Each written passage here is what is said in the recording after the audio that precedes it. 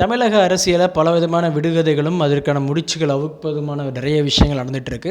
முன்னாள் முதல்வர் ஜெயலலிதா அவங்க இறந்து ஒரு 2 நாட்கள் கழித்து எல்லா ஊடகங்களும், அதாவது பார்த்தீங்கன்னா தெலுங்கு மற்றும் மலையாள ஊடகங்களில் நடிகர் அஜித்குமார் அவங்க தான் அடுத்த அஇஅதிமுகவின் பொதுச் செயலாளர் அப்படின்னு சொல்லிட்டு ஒரு விஷயத்தை பற்றி பெரிய ப்ரோக்ராமே நடத்திட்டு இருந்தாங்க. ஆனால் அந்த ஒரு விஷயம் நம்ம தமிழ்நாட்டிலேயோ அல்லது தல ரசிகர்கள் மத்தியிலேயோ எந்த ஒரு அதிர்வலையும் ஏற்படுத்தலை. ஆனால் அது ஒரு சாரா ரசிகர்களுக்கு மட்டும் அதிர்வலை ஏற்படுத்தியிருக்கு அப்படின்ற ஒரு விஷயம் வந்திருக்கு. என்ன அப்படின்னா, பல வருடங்களா தமிழ் திரையுலகில் உள்ள ஒரு நடிகர், அதாவது பார்த்தீங்க அப்படின்னா தன்னுடைய ரசிக மன்றத்தை மக்கள் இயக்கமாக மாற்றினதே பார்த்தீங்க அப்படின்னா தமிழக அரசியல் எப்படியாவது கால் பதிக்க வேணும் அப்படின்னு சொல்லிட்டு. ஸோ இப்போ உங்களுக்கு புரிஞ்சிருக்கும்னு நினைக்கிறேன் யாரை பற்றி சொல்கிறேன் அப்படின்னு. நடிகர் விஜய் அவரை பற்றி தான். அரசியலுக்கு வரணும் அப்படின்ற ஆசையோடு இருக்கிற விஜயை பற்றி எந்த ஊடகமும் எந்த ஒரு நியூஸும் சொல்லாத நேரத்தில் அரசியலே தனக்கு வேண்டாம் என்று தன்னுடைய ரசிகர் மன்றத்தையே கலைத்த நடிகர் அஜித் அரசியலுக்கு வரார் அப்படின்னு சொல்லிட்டு எல்லா நியூஸ் சேனல்லையும் ஒளிபரப்புனது பார்த்தீங்கன்னா அவரோட விஜயோட ரசிகர்கள் மத்தியில் ஒரு பெரிய ஏமாற்றத்தை அளித்திருக்கு அப்படின்றதே தெரியுது.